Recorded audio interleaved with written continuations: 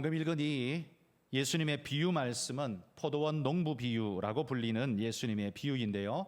이 말씀을 어디에서 하셨는가 하면 바로 앞장 11장 27절에 보시면 주님이 예루살렘 성전에 다시 들어가셨을 때 그 성전 안에서 하신 말씀입니다. 그런데 이 비유 말씀 하시기 직전에 한 사건이 있었습니다. 주님이 성전을 거느시는데 대제사장과 서기관과 장로들이 찾아와서는 꾸짖듯이 이렇게 묻습니다. 마가복음 11장 28절에 보면 이렇게 말합니다. 이르되 무슨 권위로 이런 일을 하느냐? 누가 이런 일 할 권위를 주었느냐? 이렇게 따지듯이 묻습니다. 사실 성전 안에서 이런 권세를 줄 수 있는 사람은 대제사장 한 사람밖에 없습니다. 그런데 지금 대제사장이 와서 이렇게 따지고 있다는 건 이런 거죠. 내가 안 줬는데 네가 뭔데 이런 짓을 하느냐, 이런 이야기인 거죠. 그러나 대제사장이 주지 않았는데도 불구하고 성전 안에서 그런 권위가 생겨날 수 있는 분이라면 그분이 누굴까요? 그건 오직 하나님밖에 없습니다. 하나님이 보내셨거나 하나님 외에는 그런 권위가 날 수 없죠. 그러나 대제사장은 그런 분야에 있어서는 전혀 생각지를 못하고 있습니다. 깜깜한 거죠, 영적인 부분에. 그러다 보니 우리 주님이 이렇게 에둘러 질문을 다시 던집니다. 그러면 나도 한 가지 물어보자. 세례 요한의 그 세례가 하늘로부터 온 것이냐 아니면 땅에서부터 온 것이냐, 이렇게 묻습니다. 하늘로부터 온 것이냐, 그러니까 하나님의 권위에 덧입어서 이것이 온 거냐, 아니면 사람으로부터 그냥 사람에 의해서 사람의 생각에 의해서 된 거냐 말하라, 이렇게 답하라고 요청합니다. 자, 요한이 행한 세례, 그거 요단강에서 베풀었던 회개의 세례를 말하죠. 마가복음 1장 4절에 보면 이렇게 분명하게 정의해 줬습니다. 세례 요한이 했던 세례를 가리켜 죄사함을 받게 하는 회개의 세례다, 이렇게 성경이 기록합니다. 그러니까 광야에서 주는 요한의 세례가 죄사함의 기능을 가지고 있는 것처럼 들리지 않습니까? 그런데 여러분, 구약 시대에 죄사함이 일어나는 유일한 곳이 어디입니까? 그건 오직 성전밖에 없습니다. 그런데 성전에서 이 불태워지는 제물과 그가 흘린 피로 인해서 그 제사자의 제사 드린 사람의 죄가 씻겨지는 건데, 그 성전이 아니라 광야에서 죄사함이 가능하다면 그럼 어떤 일이 벌어질 수 있을까요? 대제사장 입장에서는 어떤 일이 벌어질까요? 여러분, 지난주에 제가 성전 안에서 벌어지는 대제사장의, 이 불법한 제사장이기 때문에 대제사장의 수입이 얼마나 그냥 석유가 뻥뻥 터져나듯이, 원유가 솟아나듯이 그든 가만히 앉아 있어도 수입이 생긴다고 했는데, 그 대제사장의 수입의 입장에서 한번 생각해 보십시오. 만약 광야에서 회개의 세례로 죄사함이 주어질 수 있다면 사람들이 굳이 성전에 와서 속죄의 제사를 드릴 필요가 많이 줄어들겠죠. 뭐 성전에 전혀 안 온다, 그렇게 말할 수는 없죠. 그러나 오는 사람들이 줄어들 수 있죠. 그러면 제사를 드릴 때 벌어들일 수 있는 수입 또한 대제사장의 입장에서 보면 그만큼 줄어드는 겁니다. 그러므로 세례 요한을 인정하는 것은 어찌 보면 대제사장의 입장에서, 물리적인 입장에서 보면 제사를 깎아먹기 같은 상황이 될 수밖에 없는 겁니다. 그러니 대제사장은 세례 요한이 눈에 가시처럼 보였을 겁니다. 아마 속으로는 이런 마음이었을지 몰라요. 아, 누가 저놈 좀 안 치워주나, 저놈 좀 누가 좀 처리해 줬으면 좋겠다. 그런데 누가 처리해 줬습니까? 세례 요한을 헤롯이 처리해 줬죠. 헤롯이 세례 요한의 목을 베어서 쟁반 위에 담아다가 딸에게 전달해 주지 않습니까? 세례 요한은 그렇게 죽었습니다. 백성들은 이 세례 요한의 죽음을 두고 선지자의 죽음, 의인의 죽음이라고 대성통곡을 했지만 대제사장은 아마도 얼굴 표정 관리를 하면서 속으로는 쾌재를 불렀을지 모릅니다. 바로 그러한 세례 요한의 세례를 예수님이 끄집어내어서 묻는 겁니다. 이 세례 요한의 세례가 하늘로부터, 하늘의 권세를 덧입어 말한 것이냐, 아니면 사람이 그냥 지 생각대로 한 거냐 묻습니다. 대제사장은 33절에 보면 이렇게 대답합니다. 우리가 알지 못하노라. 대답을 회피하는 겁니다. 그들은 세례 요한의 사역이 선지자이기 때문에 하늘로부터 온 거라는 걸 알고 있었습니다. 그러나 자신의 이권과 관련된 것으로 인해서 이거 인정하면 내 손해가 막급해지니까 이걸 그냥 모른다라고 취급해버리는 겁니다. 그거 세례 요한의 세례를 인정하고 지지한다면 왜 세례 요한이 그렇게 죽도록 내버려 뒀느냐라는 말도 따라 붙을 수 있기 때문에 그냥 부정해버리는 거죠. 이런 대제사장은 자신의 이익과 하나님의 명령을 그냥 쉽게 맞바꿔버리는 존재였습니다. 손해가 된다면 하나님 말씀 던져버리고 이익이 된다면 그 말씀을 써먹으면서 그렇게 사용하는 존재였다는 거죠. 그러니 여러분, 이러한 대제사장 이들은 하나님의 사람이 아닌 겁니다. 아무리 화려한 대제사장의 복장을 입고 있지만 그들은 결코 하나님의 사람일 수가 없는 겁니다. 그러한 대제사장에 대해서 사람들은 얻지 못하지만 하나님은 반드시 처리하실 겁니다. 그때 그들은 피눈물을 흘리는 정도가 아니라 아마 뼈가 갈아지는 고통을 느끼게 될 겁니다. 여러분, 이렇게 대제사장과 서기관과 장로들이요, 예수님의 질문 앞에 당황해가지고 나는 모른다 하고 돌아서서 얼른 가버리자. 그 뒤에서 지켜보고 있던 무리들을 향해서 예수님이 돌아서셔서 그들에게 한 말씀을 하셨습니다. 그게 뭐냐? 오늘 본문의 비유 이야기입니다. 그러니까 어떤 배경 속에서 예수님이 이 이야기를 하셨는지 이해가 되시죠? 그 대제사장과 서기관과 함께 이야기하다가 그들이 나는 몰라 하고 돌아가 버리고 난 다음에 예수님 뒤에 그걸 듣고 보고 있던 백성들에게 돌아서서 지금 이 비유의 이야기를 던지시고 있는 겁니다. 그러면 주님의 비유는 어떻습니까? 예수님의 비유는 이겁니다. 한 사람이 포도원을 널찍하게 만들었습니다. 그리고 모든 시설을 구비하고 잘 세팅해 놓은 다음에 소작농을 뽑아가지고 이 소작농에게 이걸 맡겨두고는 자신은 볼 일이 있으니 타국에 해외에 멀리 볼일 보러 갔다 오마, 너는 이거 잘 돌보고 있거라 하고 맡겨두고 떠납니다. 여러분, 이 시대에 외국 간다는 건 걸어가든지 잘하면 말 타고 가든지인데 이렇게 외국을 그 시대에 다니는 건 최소한 6개월에서 1년이 넘는 여정이 보통 걸립니다.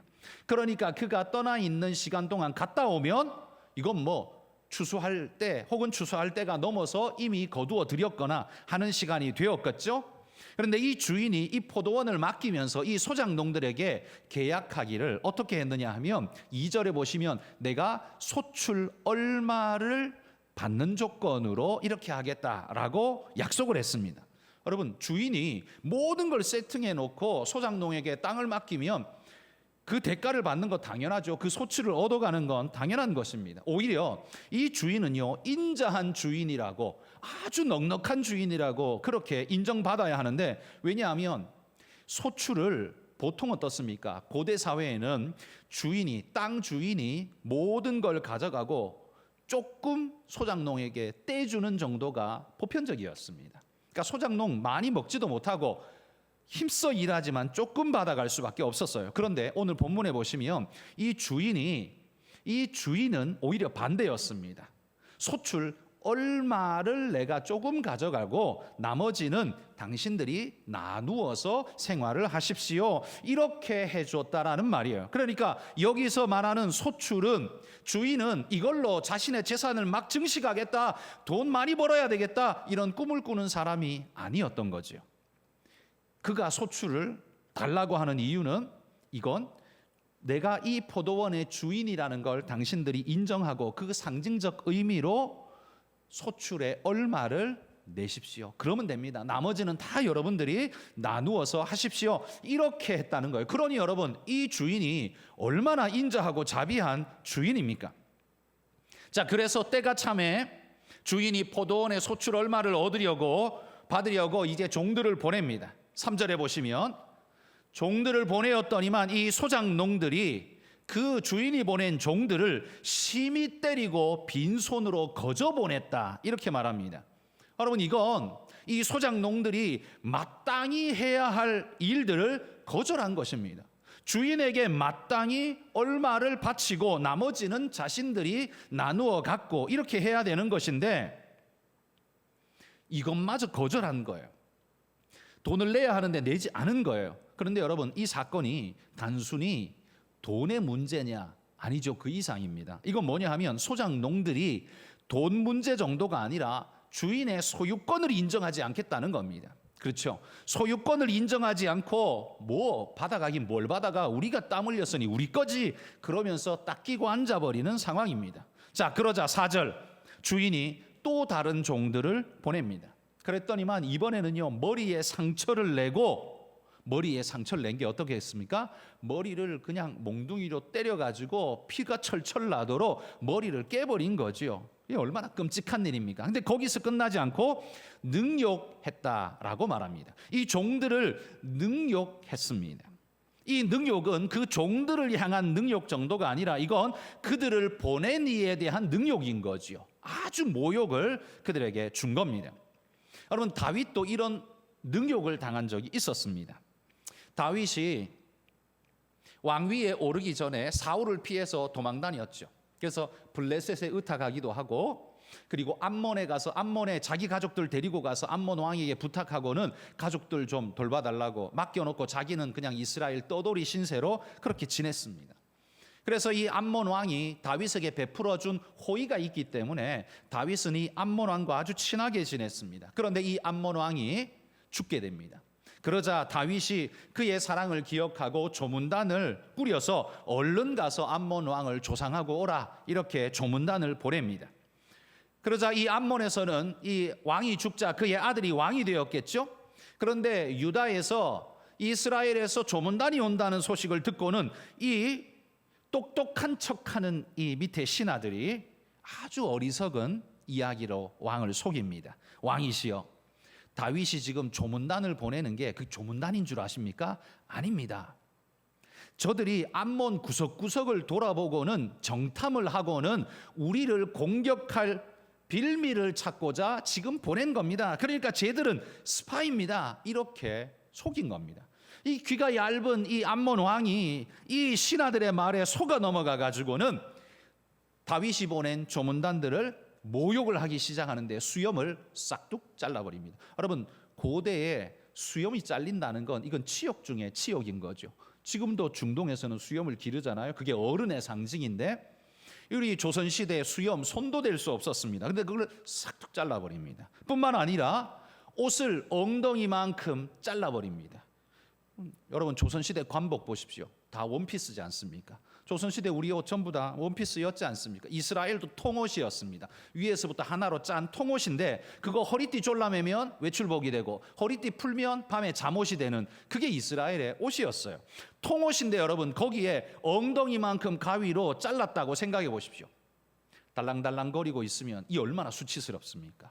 이게 치부가 보일 듯 말 듯 이게 달랑달랑거리고 있으면 이게 얼마나 부끄러워요. 그럼 어떻게 합니까? 이거 안 보이게 하려면 그냥 주저앉아서 오리걸음을 하듯이 주저앉아가지고 이걸 덮어서 엉금엉금 기어서 지나가야만 그나마라도 수치를 조금 모면할 수 있는 상태인 거죠. 그러니 여러분, 한 나라의 사신이 고관대작이 왔을 텐데 이렇게 수치스럽게 해서 그렇게 오리걸음을 하고 가는 자들을 보면 암몬 백성들이 어쨌겠습니까? 손가락질하며 낄낄 웃으면서 얼마나 모욕을 줬을까요?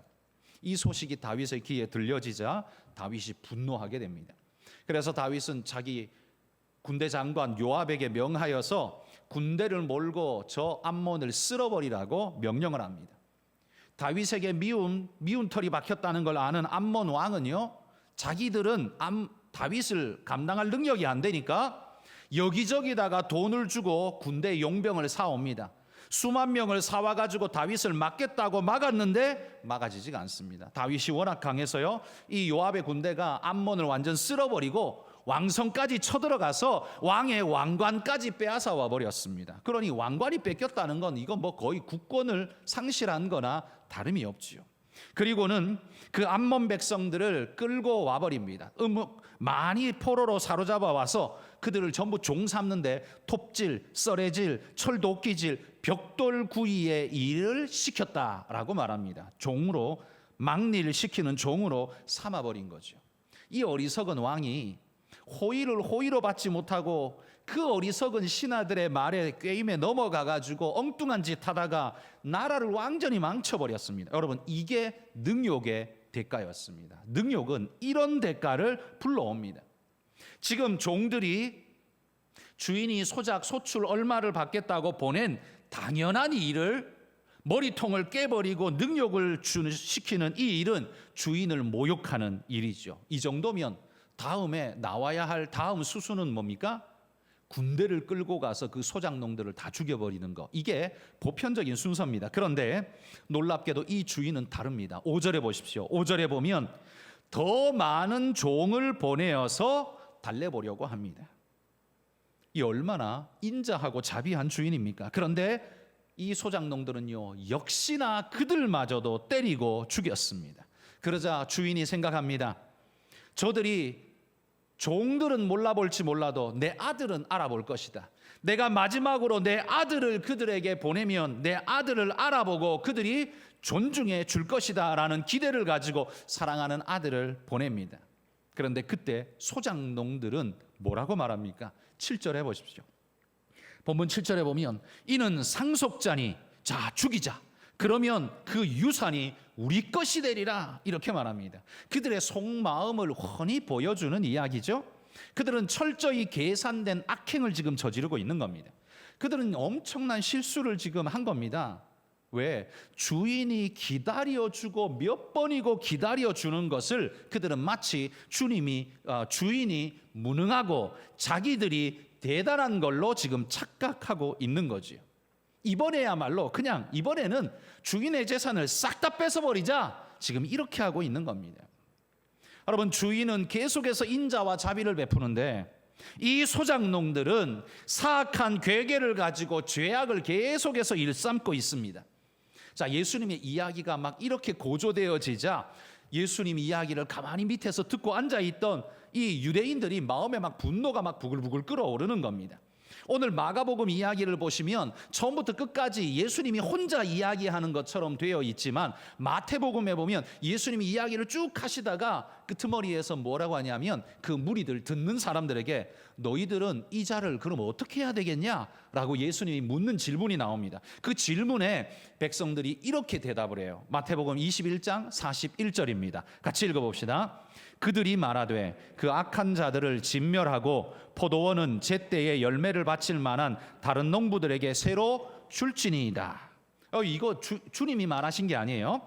예수님 말씀을 듣고 앉아있던 유대인 청중들이 무슨 그런 흉악한 놈들이 다 있어. 그런 놈들은 싹 다 진멸해버리고 포도원은 당연히 제때에 새를 바칠 만한 착한 농부들한테 맡겨야지, 이렇게 지금 이야기를 했다는 거예요. 그러니까 진멸은 지금 누가 하고 있는 거예요?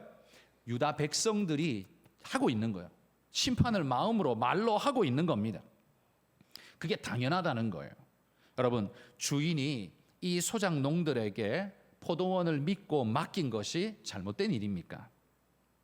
주인이 무슨 학정을 베풀었길래 이 소작농들이 농민 반란 같은 걸 일으켜가지고 지금 이런 일을 벌이고 있는 겁니까? 그게 아니죠. 소작농에게 그 포도원을 맡기는 건 지극히 당연한 일이고, 이 주인은 학정을 베푼 게 아니라 오히려 그들에게 최대한의 예우를 해서 최고로 그들에게 대가를 지불해 주는 정말 인자하고 자비한 주인이었습니다. 그러니까 이 종들이, 이 소작농이 이런 일을 일으키는 건 정당한 다른 이유가 없다는 거예요. 오직 사악한 욕심으로 이런 일을 저지르고 있을 뿐이라는 겁니다. 한마디로 말해 이 소작농들의 이 일은 환경 문제가 아니라 마음의 문제라는 겁니다. 여건이 어려워서 돈을 못 받아서 그게 아닙니다. 마음이 사악해서 지금 이런 짓을 저지르고 있다는 거죠. 오늘 비유의 이야기에 보면 세 부류의 사람들이 등장합니다. 첫 번째는 주인이 등장하죠. 두 번째는 악한 소작농이 등장합니다. 세 번째는 그냥 가서 죽어버린 아들이 등장합니다. 세 존재가 등장하는데 바로 이 세 존재들에게서 볼 수 있는 교훈을 우리가 오늘 말씀을 통해 한번 찾아보도록 하겠습니다. 자, 첫 번째 주인을 봅시다. 이 주인은요, 이 소작농들에게 모든 것을 다 주고 또 인내한 주인으로 등장합니다. 1절에 보시면 한 사람이 포도원을 만들어서 산 울타리를 두르고, 여러분 포도원을 땅값을 지불해서 사야 되죠. 그 다음에 울타리를, 그 넓은 밭을 울타리를 다 돌린다면 이것도 돈이 많이 들겠죠. 그리고 즙 짜는 틀을 한 군데 만들어 둡니다. 그 다음에 망대를 지어서 보초도 서고 망대를 지어 놓습니다. 그리고는 소작농들을 뽑아서 그들에게 이 농토를 맡깁니다. 포도원을 맡깁니다. 그러니까 주인은 소작농들이 농사 지을 수 있는 최고의 환경을 지금 만들어 준 겁니다. 이건 불평할 거리가 하나도 없는 완벽한 근무 환경을 그들에게 주고 있는 거예요. 그들은 그냥 노동력만 제공하면 되는 겁니다. 그러니까 1세기의 가장 완벽한 고용 환경으로 그들을 대해 준 것이 주인입니다. 게다가 그들에게 전해준 보상이 또 적기나 했습니까? 아니죠. 앞에도 말한 것처럼 주인은 단지 소출의 일부만 걷어가겠다라고 했습니다. 주인이라면 대부분을 가져가는 게 그게 그 당시 정상적인 거였죠. 그런데 대부분이 아니라 대부분은 너희가 하고 나는 일부만 받아가겠다. 소출의 일부만 받아가겠다. 이렇게 한 정말 인자하고 자비한 주인이었습니다. 그런데 이러한 주인에게 이 소작농이 대하는 자세가 어떻습니까? 그런 자를 잡아 죽이려 하고 그것을 빼앗으려 하는 파렴치한 일들을 하고 있습니다. 주인이 그들에게 작은 걸 준 게 아니에요. 많은 걸 주었습니다.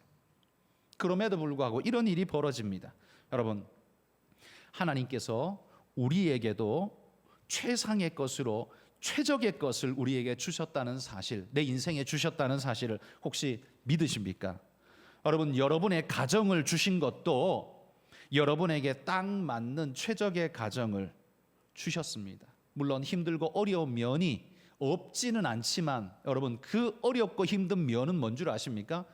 그게 무슨 최적이에요? 아니요, 최적인데 그건 바로 여러분에게 사명으로 주신 겁니다. 하나님이 최적의 은혜로 선택하셔서, 그러나 그 모자라 보이는, 힘들어 보이는 부분은 뭐냐? 사명으로 주신 거예요. 이걸 가꾸어서 열매 맺는 가정이 되게 하라고. 그러니까 완제품으로 주신 게 아니라 우리에게 씨앗을 주셔서 그 씨앗을 농사짓고 열매 맺어서 풍성하게 만들라고 하나님이 우리에게 주셨다는 거예요. 그런데 그 모든 걸 놓고 보면 그건 우리에게 최적의 것으로 하나님이 주셨다는 말입니다. 우리 집이 다른 집보다 돈이 좀 모자랄지는 모르지만 여러분, 더 깊은 사랑으로 서로 위로하고 격려하는 그런 가족 사랑을 주셨습니다. 공부를 좀 못하는 자식일지는 모르지만 성실하고 정직한 부모 생각할 줄 아는 그런 자식을 주셨습니다. 그러면 그걸로 여러분 감사의 제목이 되지 않습니까? 오늘 여기 이 비유에 나오는 이 농부들은 지금 뭔가 모자라기 때문에 뭘 못 받아가지고 이런 일을 일으킨 게 아닙니다. 그들의 마음 자세가 문제였습니다. 여러분, 마찬가지로 우리에게 물질적 모자란 것이 문제입니까? 삶의 불편함은 될 수 있어도 문제는 아닙니다.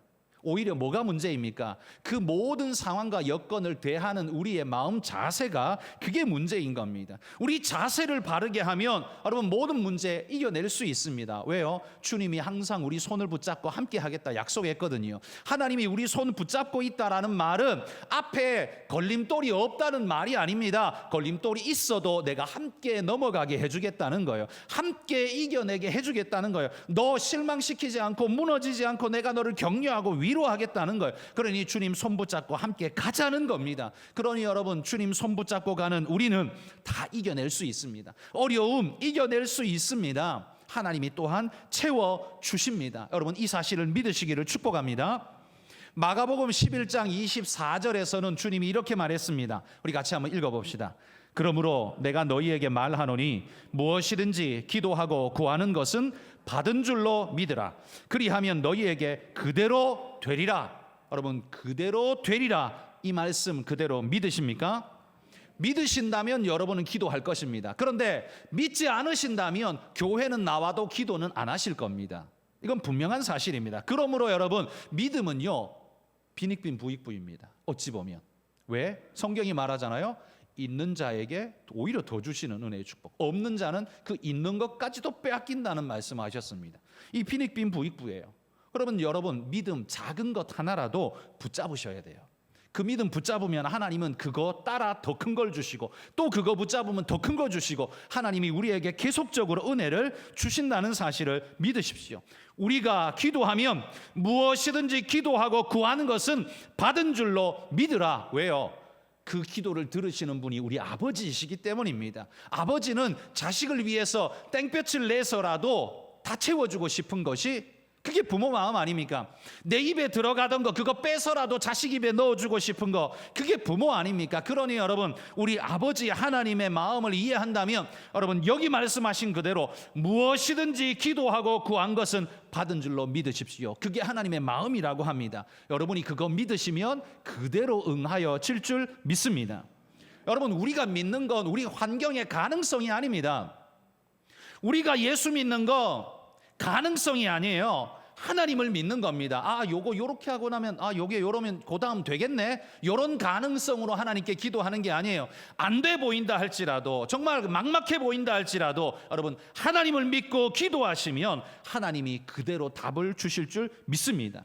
그러니 여러분 성경은 우리에게 가능성을 논하지 않습니다. 야, 가능성 한번 따져보고 그 다음에 해 말하지 않습니다. 하나님이 우리에게 요구하는 건 뭐예요? 믿음을 요구하십니다. 하나님은 우리가 당신을 전적으로 신뢰하기를 원하지 간 보고 이거 해도 되겠네, 짜네, 싱겁네 그러고 예수 믿으라고 말하지 않습니다. 여러분 간 보지 않아도 될 이유를 전부 다 이 성경에 넣어주신 걸 믿으십니까? 우리가 하나님 믿어도 되는 이유 그 증거가 여기 성경 아래 다 있잖아요. 이런 일에 주셨고 이렇게 도우셨고 저렇게 도우시고 그 모든 증거가 여러분이 개인적으로 간보지 않아도 이 성경책 안에 다 들어 있습니다. 그러므로 이 성경은 우리에게 이렇게 말합니다. 봤지? 그러면 믿어. 여러분 그대로 믿으십시오. 그걸 가르쳐서 어린아이 같은 믿음이라고 하지 않습니까? 어린아이는 엄마가 말하면 100% 철석같이 믿습니다. 우리가 하나님 자녀라면 하나님이 말씀하신 것 100% 철석같이 믿어야 하지 않겠습니까? 그런 자에게 하나님이 반드시 복을 주시고 주는 줄 믿습니다. 여러분 우리가 하나님을 신뢰합시다. 하나님을 믿으시기를 축복합니다. 주님이 말씀하셨다면 주님 나는 믿습니다. 여러분 이런 기도가 우리에게서 절로 나와야 합니다. 그런데 오늘 본문 4절에서 6절을 또 한번 보십시오. 여기 보면요 4절에서 6절 보면요 이 3절에 이 배은망덕한 짓을 저지른 자에게 분노가 쏟아져 나와야 할 타이밍인데 4절에서 6절에는요 주인이 인내를 하고 있는 모습을 봅니다. 그러면서 다시 한번 기회를 자꾸 주고 있습니다. 우리가 보기에는 이런 기회를 얻을 만한 자격이 못 되는 사악한 존재들이잖아요. 그런데 주인은 지금 3번, 4번 기회를 주고 있습니다. 여러분 주님은 오늘도 우리를 향해서 70번씩 7번이라도 기회를 주고 계신다는 사실을 믿으십시오. 주님의 인자와 자비가 아니었다면 우리 모두는 진멸되어야 할 존재고 마귀에게 사로잡혀서 눈이 시뻘개져 가지고 그냥 세상의 죄악을 물 마시듯 마시면서 그렇게 저지르고 살았을 그런 존재들입니다. 지옥의 땔감으로 살아야 할 그런 존재들이었습니다. 그런데 그분의 인내와 자비로 우리를 구원하셔서 우리가 하늘의 진리를 깨닫고 하나님의 말씀을 깨닫고 주님의 자녀로 살아가는 축복을 우리가 지금 받아 누리는 겁니다. 주님 우리를 기다려 주셨기 때문에 우리에게 구원이 왔습니다. 그리고 그 인내와 자비의 결정체가 뭡니까? 그게 바로 그의 아들 예수 그리스도입니다. 이 비유에서도요 최종적으로는 그 아들을 보내는데 이 아들을 보내면서 마지막이라고 합니다. 종국에는 이 아들을 보냅니다. 이 아들을 보낸다는 의미가 뭡니까? 더 이상 보낼 자가 없다는 말입니다. 이건 사람이 없다는 말이 아니라 앞에 보낼 만큼 충분한 기회를 줬다는 거예요. 그리고 아들을 이제 보낸다는 건 이건 마지막 끝까지 내가 할 수 있는 최선으로 내가 너에게 기회를 줬다라는 바로 그 증거라는 말이에요. 그러니 여러분 예수 그리스도는 주님의 인자와 자비의 증거인 겁니다. 그 아들이 보내어졌다는 것은 주인의 인자와 자비의 증거예요. 우리 주님이 우리를 위해 인간이 되시고 이 땅에 오셨다면 여러분 그건 바로 더 이상 보낼 자가 없다는 거예요. 이 메시지, 이 복음을 위해서 더 이상 보낼 자가 없다는 거예요. 그리고 이 말은 뒤집으면 기회의 끝이라는 말입니다. 이제 이거 붙잡지 않으면 끝난다는 소리예요. 그래서 사도행전 4장 12절에 이렇게 말했습니다. 읽어봅시다. 다른 이로서는 구원을 받을 수 없나니 천하 사람 중에 구원을 받을 만한 다른 이름을 우리에게 주신 일이 없음이라 하였더라. 여러분, 지금이야말로 우리가 그분의 은혜 앞에 나아가고 회개하고 돌이켜 믿어야 할 마지막 때라는 말입니다. 아들을 보내셨다라는 건 더 이상 다른 기회는 없다라는 이야기예요. 이게 마지막이라는 겁니다. 그러니 붙잡아야 한다는 겁니다. 그러고 보면 여러분, 우리가 오늘도 살아있는 것은 우리가 뭘 잘해서 살아있는 게 아니라 주님의 인내와 자비가 3번, 4번, 70번에 7번씩 우리에게 기회를 주셨기 때문에 오늘 우리가 예수 만나고 변화되고 이렇게 살아가는 것 아닙니까? 세상 사람들은 전부 다 자기가 잘나서 그렇게 사는 줄 알겠지만 우리는 압니다. 우리가 잘나서 이렇게 사는 게 아니라 하나님의 은혜와 자비가 무궁하심으로 오늘도 우리가 진멸되지 않습니다. 감사합니다. 여러분, 이게 진짜 신앙인의 삶 아닙니까? 이런 믿음의 고백이 계속되기를 주의 이름으로 축복합니다. 이 비유에 나오는 첫 번째 주인의 이야기를 우리가 함께 나눴습니다. 그러면 두 번째, 이 사악한 소작농을 봅시다. 두 번째는요, 이 사악한 소작농의 문제가 뭡니까? 그건 환경이 아니라 욕심이 문제였다라는 겁니다. 그들은 월급이 적어서 문제 삼고 있는 것이 아닙니다. 오히려 남들보다 더 많이 받았습니다. 주인이요, 더 넉넉하게 쳐줬습니다. 그런데 그 대신 그들은 7절에 보면 그들은 오히려 넘보지 말아야 할 것을 넘보고 있습니다. 7절에 이렇게 말해요. 이는 상속자이니 자 죽이자. 그러면 그 유산이 우리 것이 되리라. 옛말에 이런 말 있죠. 우리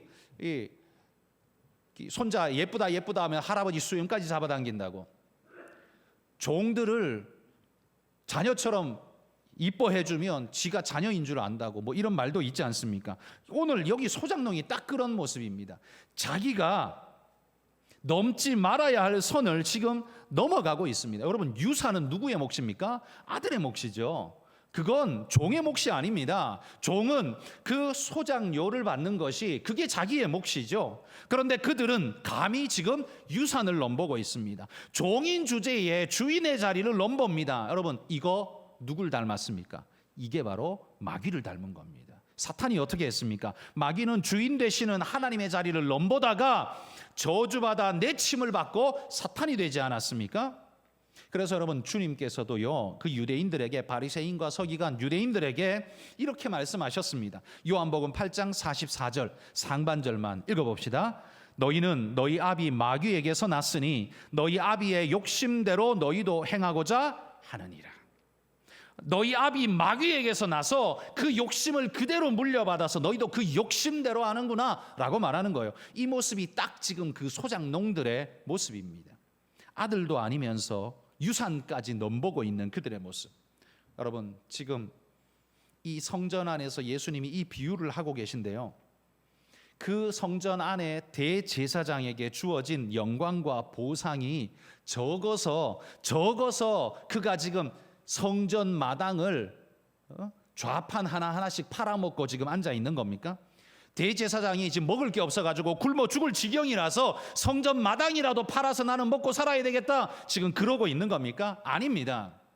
대제사장은요, 하나님이 율법에 제사를 드리면, 하나님 앞에 예물을 드리면 일부분 떼어서 제사장에게 주도록 아예 율법에 딱 명시해 놨습니다. 그래서 제사 지내면 대제사장에게 돌아오는 몫이 있었습니다. 굶어 죽지 않습니다. 대제사장은 행복하게 살 수 있습니다. 엄청난 특권이 그에게 주어져 있습니다. 그런데 지금 이 예수님 당시에 이 대제사장은 지금 뭘 노리고 있습니까? 소작료를 노리는 게 아니라 아예 유산을 노리고 있습니다. 성전 청지기로 세워놨더니만 성전을 자기 집인 양, 자기 돈 찍어내는 공장인 양 성전을 그런 식으로 만들어버렸습니다. 여러분, 인생의 문제는 늘 이들처럼 패턴이 똑같습니다. 문제는요, 우리의 환경과 여건이 문제가 아닙니다. 인간의 마음이 문제입니다. 우리 인생의 문제가 절대빈곤 때문에 문제가 생깁니까? 아닙니다. 뭐 지금도 여전히 아프리카의 최빈곤국이나 북한 같은 그 주민들은 절대빈곤의 사람들이죠. 이들은 빨리 이 절대 빈곤에서부터 헤어날 수 있도록 도와줘야 합니다. 그러나 이 남한, 우리 대한민국을 한번 생각해 보십시오. 지금 우리는 어떻습니까? 지금은 세종대왕보다 잘 먹고 있습니다. 세종대왕이 파인애플 먹어봤겠습니까? 두리안 먹어봤겠습니까? 우린 다 먹어봤잖아요. 망고 먹어봤을까요? 우린 다 먹습니다. 그리고 사시사철 나는 거 다 먹습니다. 세종대왕 못 먹었을걸요? 그러니 지금 우리는요, 옛날 왕보다 훨씬 더 잘 먹고 살고 있습니다. 근데 최빈국, 절대 빈곤국보다 대한민국에 문제와 사건이 많이 일어나는 이유가 뭡니까? 못 먹어서 그렇습니까? 가난해서 그렇습니까? 아니요. 전부 다 욕심 때문에 일어나는 일들입니다. 마음을 다스리지 못한 우리의 그 욕심 때문에 벌어진 일입니다. 우리의 문제는 늘 이겁니다. 하나님이 주신 은혜를 항상 당연한 걸로 여겨버리는 철없는 모습. 이게 바로 여러분 우리의 문제입니다. 여러분, 철없는 자식이 부모가 사랑과 은혜를 쏟아주면 그거 당연하게 여기고, 돈 주면 당연한 걸로 여기고, 왜 적게 주냐고 난리를 치고 그런 일을 벌일 수 있잖아요. 그런데 그런 철없는 자식이 결혼하고 난 다음에 자식 낳고 자식 키워보니까 이게 아니었네, 내가 정말 잘못했네, 그때 우리가 쓰는 말이 뭐예요? 철들었다, 이렇게 말하잖아요. 여러분, 우리도 영적으로 철들어야 합니다. 철든 성도는 은혜를 은혜로 알고, 철들지 않은 철부지 성도는 은혜를 당연한 걸로 열고 깔고 뭉개버리는 그런 존재가 됩니다, 여러분. 그러니 여러분, 우리 모든 성도님들 은혜를 은혜로 깨달아 아는 철든 성도가 되시기를 축복합니다. 이거야말로 축복된 마음 아닙니까? 여러분, 철이 들어야 인생을 보는 눈이 달라지고요, 인생을 대하는 자세가 겸허해지고요, 인생 살아가는 게 아름다워질 수 있습니다. 철없는 자식은 아무렇게나 망나니처럼 뛰어다녀도 철든 자식은 바른 길로 갑니다. 우리가 참된 신앙인이라면 철든 자식이 되기를 주의 이름으로 축복합니다. 마지막 세 번째는요, 첫 번째 주인을 살폈고, 두 번째 소장농, 세 번째 등장인물이 누굽니까? 아들입니다. 그런데 아들은 말 한마디 없어요. 등장했다가 그냥 죽어버렸습니다. 그것만 놓고 보면 절망의 이야기 같습니다. 그런데 이 이야기의 끝은 절망이 아닙니다. 아들은 죽었지만 절망으로 끝나지 않습니다. 10절에 보시면 건축자들이 버린 돌이 모퉁이의 머릿돌이 되었다, 이렇게 말하고 있습니다. 여러분, 십자가의 죽음으로 내던져져서 골고다에 쓰러져 있는 아들 예수의 육체는, 그것만 놓고 보면 그건 절망입니다. 그건 실패입니다. 그렇지만 하나님은 그 아들의 육체를 그렇게 절망 가운데 내버려 두지 않으셨습니다. 건축자의 버린 돌이 모퉁이의 머릿돌이 되는 것처럼 우리 주님은 죽음 가운데 내버려지지 않고 부활로 살아나셔서 그를 믿는 모든 자들에게 부활을 선물하시면서 우리에게 구원의 기초석이 되고 교회의 기초석이 되어 주셨습니다.